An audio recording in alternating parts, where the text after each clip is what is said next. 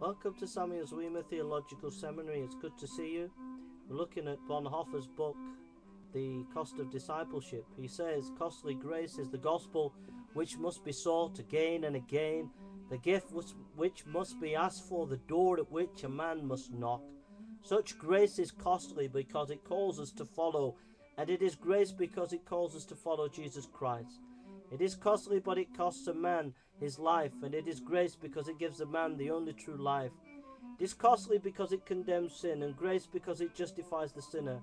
Above all, it is costly because it costs God the life of his Son. Ye were bought at a price, and what has cost God much cannot be cheap for us. Above all, it is grace because God did not reckon his Son too dear a price to pay for our life, but delivered him up for us. Costly grace is the incarnation of God. Costly grace is the sanctuary of God. It has been protected from the world and not thrown to the dogs. It is therefore the living word of God, which he speaks as it pleases him. Costly grace confronts us as a gracious call to follow Jesus. It comes as a word of forgiveness to the broken spirit of the contrite heart. Grace is costly because it compels a man to submit to the yoke of Christ and follow him.